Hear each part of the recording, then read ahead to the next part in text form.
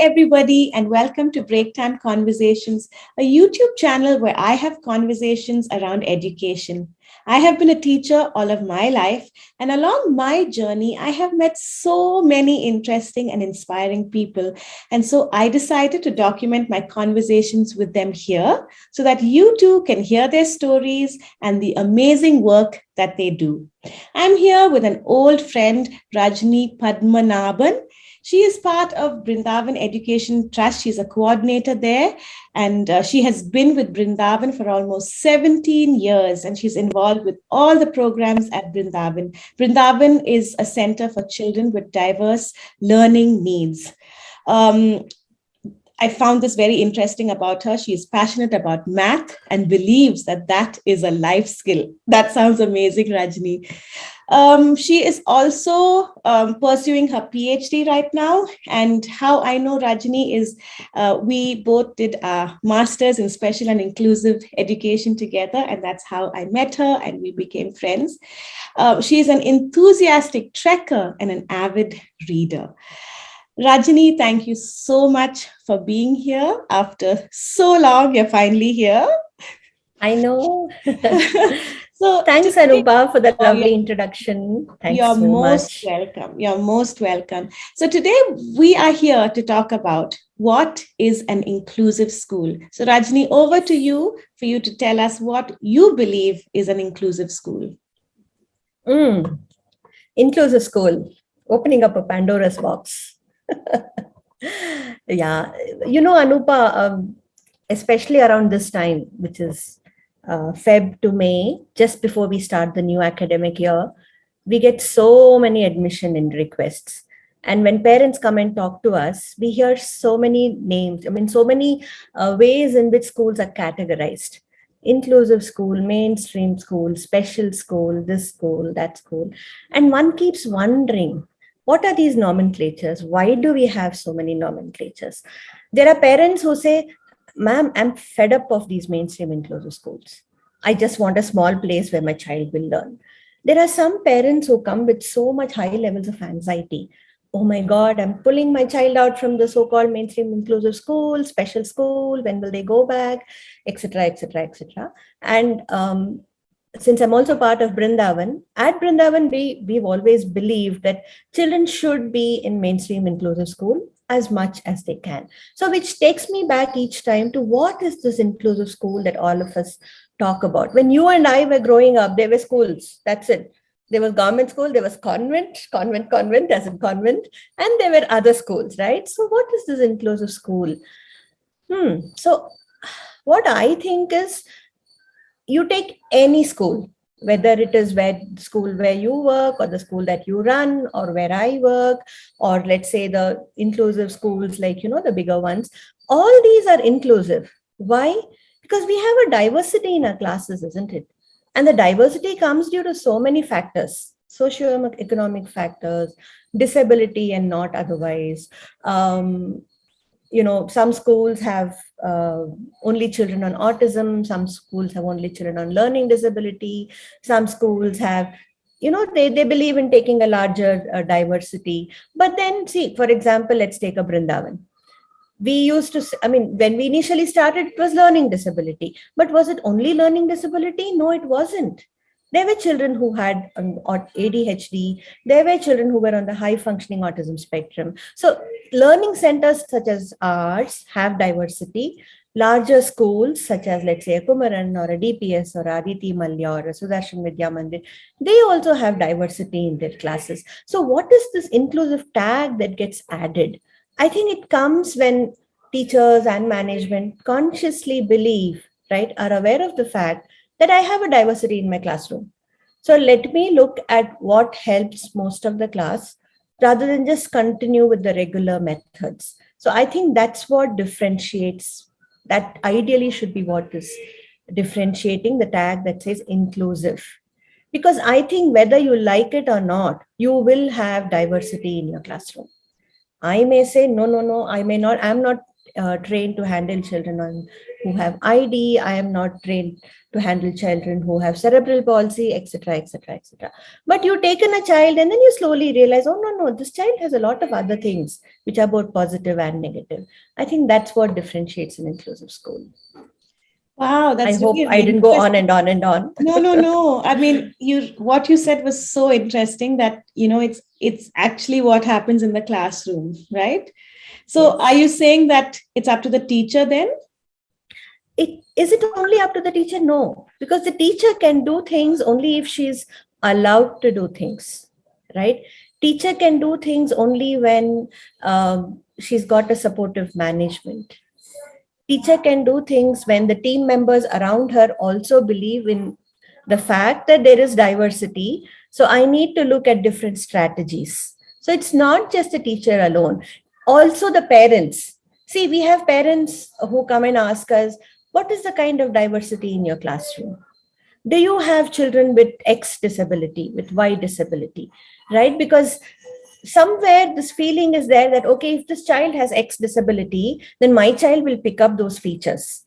Similarly, you have these in the larger schools also, right? I've heard parents saying, initially they wouldn't take children with special needs. Now they're taking, and my child is picking up not, inappropriate behavior. So is it only up to the teacher? No, it isn't. It is up to the teacher to implement, to strategize, to make sure that child feels I belong to this classroom because my teacher wants me. But she can go ahead and do that only if all these other factors, the school related factors, parents not putting pressure on management or asking, how can you take children with so much diversity? And of course, the children themselves.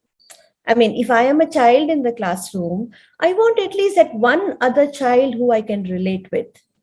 I want that one other child who will not say, go when I go and sit at the dining table with him, for in the canteen. So it depends on all these. It's not just one person. It's everybody who is part of the school system, inside and outside. And of course, the much neglected part of extracurricular activities. The PT teacher, the music teacher, the arts teacher. Anupa, you started something that I will so passionate to me. You see, because when you talk about inclusive school, the next word that comes to my mind is strength-based approach. I think one of your earlier speakers had spoken about strength-based approach.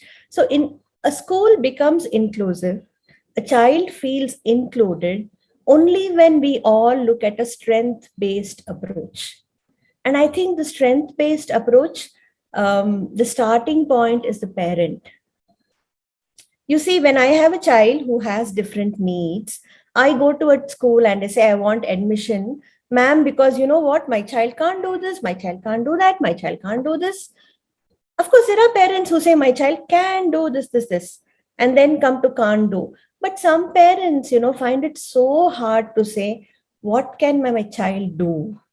Or what is my child's strength? What is my child's, forget strengths, sometimes it's so difficult to say, what does your child like to do? Right? So it's that strength-based approach which actually defines an inclusive school or an inclusive system. And that starts from the parent. So parent and child encouraging him or her to do what he likes, because that he does what he likes based on his strengths, right? And hence going with the strength-based approach at home with people around you, going to a school and talking about a strength-based approach, telling the teacher, yes, ma'am, I know he cannot do all these, but he can do this, right? Because see, especially if you take a large school, there are 30 to 50 children, that's the amount of children you have in the school.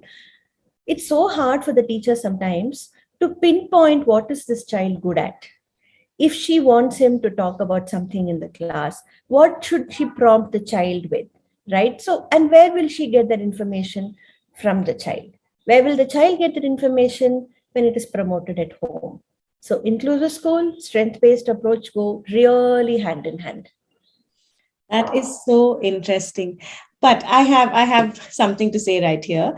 I mean, when you say it starts with the parent, my experience with parents today, like in the schools that I work with, also with my, sons, when I interact with some of the parents there, I don't know if they're actually looking at the child's strengths, or if they are, you know, reflecting what, sometimes if they couldn't do something when they were a child, they're pushing for their child to, Yeah. Yeah. do that, whatever it is, the skill or a sport or a instrument or something.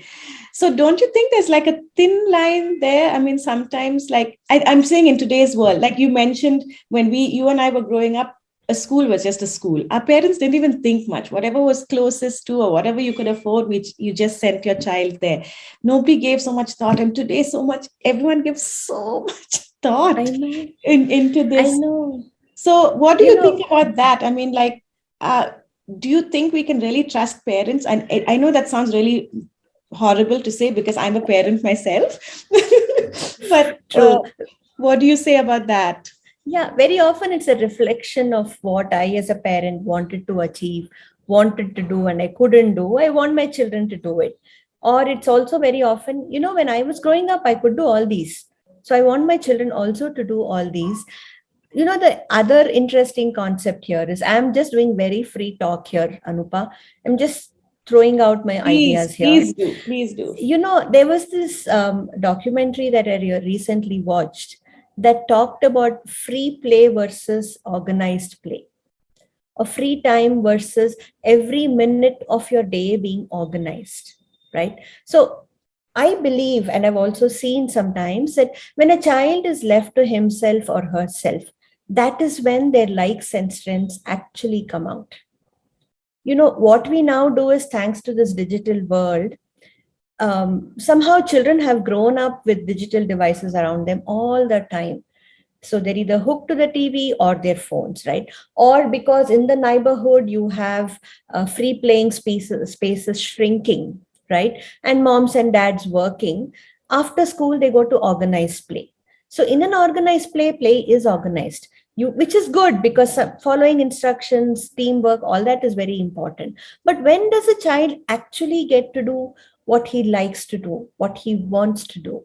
I think as parents, as teachers, if we can encourage that, 15 to 20 minutes or half an hour of free, unorganized time, where the parent or the school isn't telling the teacher, do this, do this, do this, do that, don't do this, don't do that, how is this important, why is this not important, that is when the strength of the child will start emerging. Because we gravitate towards things that we like to do. And I think we like to do things for which we have an aptitude for. So, in fact, we have just been exploring this idea. It's interesting that you must ask this question, Anupa, because we've been exploring this idea of having unorganized time in our calendar starting from coming year, where children of a class had said, do whatever you want to do. If you want to work in a team, work in a team. But then the teacher is not telling you, do this, do that. You're not going to complete your homework then, right? So there are some don'ts. We don't want them to sit and say, oh, this is my free time, I want to do homework, right? If you don't want to do anything, just sit, right? You may find somebody else who's doing something. That may spur you to say, okay, if he's doing this, let me just explore and see something. So I think it's important we have that little bit of capsule in the child's daily lives where the mind is empty, right? And that is when your free thought will emerge for the child. So that's what, Yeah. I feel Yeah. when you ask I, that. I agree with you, because so my 9-year-old son, sometimes he comes and tells me, I'm so bored, I don't know what to do. And I keep reminding him, I think it's a good thing to be bored. Good. Otherwise we're constantly stimulating the child. And I allow him, I say, I want you to sit, I want you to just get bored. And I notice, and in a few minutes, he figures something out, or he starts playing with this, or he finds an old something that he used to play with when he was a toddler, and he's reliving Absolutely. that again. So what you say is absolutely right. So are you Yeah. introducing that from Yeah. next academic year? Yeah, we are. The coming Oh, academic year, we are. I love And, we are not even looking for an outcome in that. We as parents, when I say we, it's parents and teachers, I don't think we should look for an outcome out of that half an hour, whatever, 15 minutes you give them. Outcomes don't come immediately, right? It's the process that is important. because outcomes may or may not come in the next couple of years. They'll probably emerge when they are in their late teens or early adulthood. Yeah, I really like what you said. Get bored. It's okay.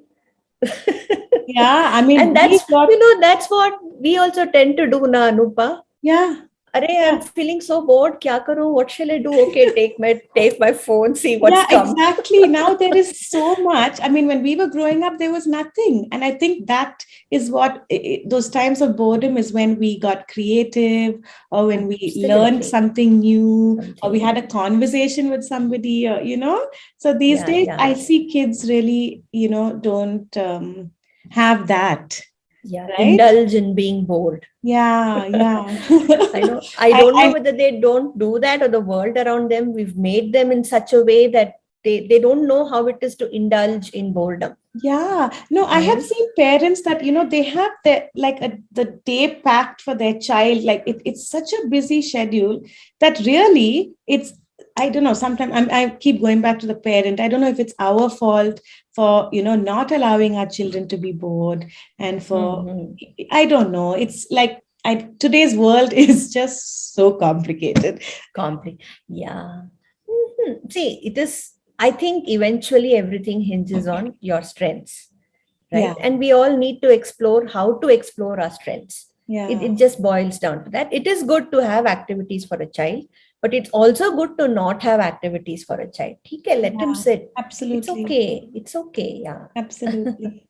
So, Interesting going back to the strength-based, what did you say, approach? Yeah. approach. Yeah. So, is it something that, if I would like to introduce this concept, would Hmm. you would you recommend that we do like a training session with our teachers to talk to them about what a strength-based approach is, and then talk to parents about it? How would you, if you had to, go about it, what would you do?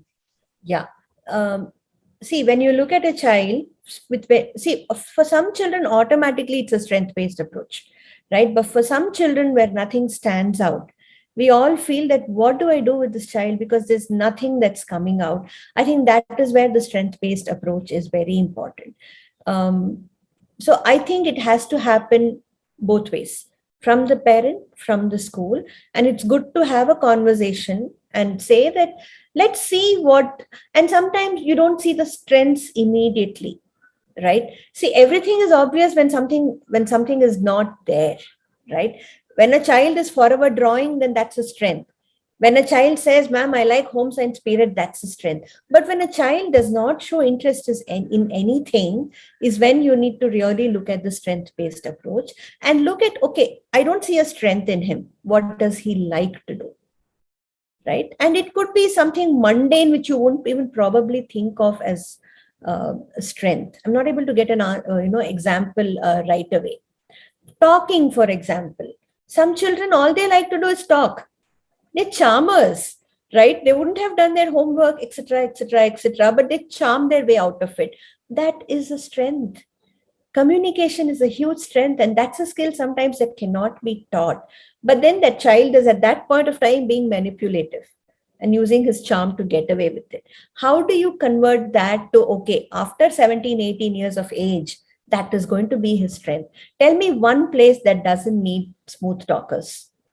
Hospitality, schools, all admin departments, radio jockeys, event managers, friends.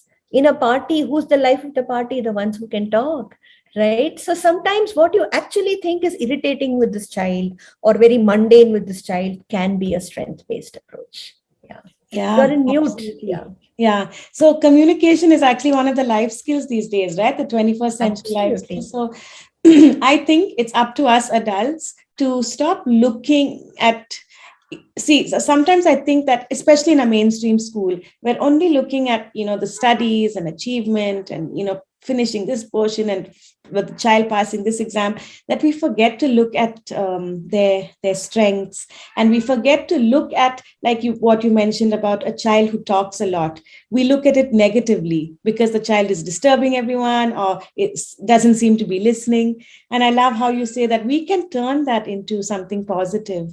But again, it's up to the teacher, right? It's up to the teacher, it's up to the parent. And Yeah. yeah, Rajni, If, this has really opened up, my mind as well. This I'll give you, if I can take a minute more, Anupa, I'll give you a of very course. practical example. I was talking to a teacher around 2 years back as part of my PhD process. And, this lady said, you know what, ma'am, this boy, we always say he's naughty, he's disturbing the class, this and that. But if I misplace something, he's the first one to point out to me and get it and say, ma'am, this is where it was. So that's a strength. Probably his visual spatial skills are very good, right? So that's why I say there is something in every child. Yeah. It could be irritating, it could be hidden, it could be Yes, mundane, but absolutely. let's see if that can be his strength. Yeah, And I it just doesn't want, have it to just be suddenly something came the that example. big out there. It can be something as Absolutely, small as it's a that. small Yeah. thing. Yeah. And Yeah. you see what is the skill behind it. It's probably visual spatial skill, which is getting Yeah. him in a classroom that has 42 children. He's able to figure out where the teacher has kept something. So that is a visual spatial skill, right? So just wanted to say that. Absolutely. Thank you for pointing that out. So, yeah, a reminder for us not to look at the big things as strengths, but even the tiniest thing can be a strength. Thank you so much, Rajni. Absolutely. I want to just recap as we come to the end of the conversation. Can you just remind us again? You said something about the inclusive school going hand in hand with a strength based approach. So, can you Yes, sum that up in a few words for us before we end? I will try my best. Inclusive school, I think a school becomes inclusive, whether it is a large school or a small school or a school with just 20 children, when we all are aware that there is diversity in my classroom. And it works when right from the support staff to the child, to the parent, to the teacher, to the management, everybody is involved, right? And one of the defining factors in a inclusive school is strength-based approach, where you believe that every child has a strength, right? And sometimes strengths are not very visible, are not out there for you. So what do you look at? You look at what does the child like to do, and how do you sometimes find out what is the like or the strength? By giving that luxury of time and space to the child and let him indulge in that. And again, you need both the parents and the schools for that.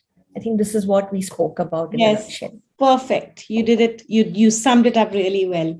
Rajani, thank you so much. Thank you for helping me think. And I hope that the listeners too, when they listen to this conversation, that they will think, that they will reflect, introspect, and go back to, the schools that they work with and see what they can do, what changes need to be made. Thank you so Thank much, Rajani. you. Thank you for being here. And Thank you for allowing me to share my thoughts. They're sometimes utopian, but I hope they don't remain utopian. I love your thoughts. So please don't Thank you. apologize. And it has been wonderful. Thank you so much and bye for now. Thanks. Bye.